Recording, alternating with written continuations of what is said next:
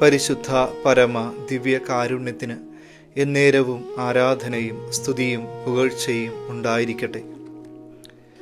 വിശുദ്ധ മർക്കോസിൻ്റെ സുവിശേഷം 3-ാം അധ്യായം 35-ാം തിരുവചനം. ദൈവത്തിൻ്റെ ഹിതം നിറവേറ്റുന്നവനാരോ അവനാണ് എൻ്റെ സഹോദരനും സഹോദരിയും അമ്മയും.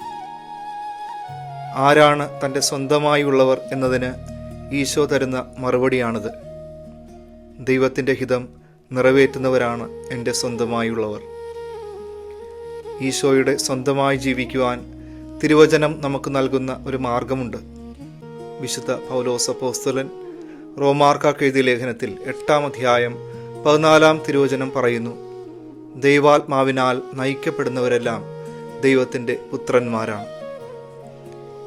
ഈ ലോകത്തിൻ്റെ പ്രേരണകളോട് അനുരൂപപ്പെടാതെ പരിശുദ്ധാത്മാവിൻ്റെ പ്രേരണകളെ തിരിച്ചറിഞ്ഞുകൊണ്ട് അതനുസരിച്ച് ജീവിതത്തെ വിശുദ്ധീകരിക്കുമ്പോൾ നമ്മളും ഈശോയുടെ അതേ ജീവിത ശൈലിയിലേക്ക് വളരുകയാണ്, ഈശോയുടെ സ്വന്തമായി മാറുകയാണ്. ഇന്ന് ദിവ്യകാരുണ്യ സന്നിധിയിൽ ഈശോയുടെ സ്വന്തമായി ജീവിതത്തെ വിശുദ്ധീകരിക്കുവാൻ പരിശുദ്ധാത്മാവ് നമ്മളെ സഹായിക്കട്ടെ. നമ്മുടെ വിശുദ്ധീകരണമാണ് ദൈവത്തിൻ്റെ ആഗ്രഹം.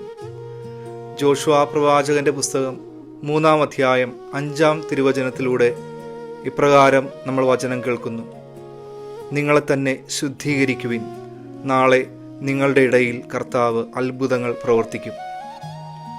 നമ്മളിൽ അത്ഭുതങ്ങൾ പ്രവർത്തിക്കുവാൻ ആഗ്രഹിക്കുന്ന കർത്താവ് നമ്മൾ ആദ്യം ചെയ്യേണ്ടത് എന്താണെന്ന് പറഞ്ഞു കഴിഞ്ഞു. നിങ്ങളെ തന്നെ ശുദ്ധീകരിക്കുവിൻ.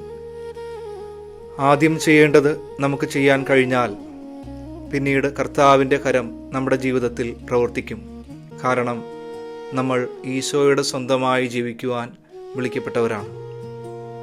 സർവശക്തനായ ദൈവം, പിതാവും പുത്രനും പരിശുദ്ധാത്മാവും നിങ്ങളെല്ലാവരെയും സമൃദ്ധമായി അനുഗ്രഹിക്കട്ടെ. പരിശുദ്ധ പരമ ദിവ്യ കാരുണ്യത്തിന് എന്നേരവും ആരാധനയും സ്തുതിയും പുകഴ്ചയും ഉണ്ടായിരിക്കട്ടെ.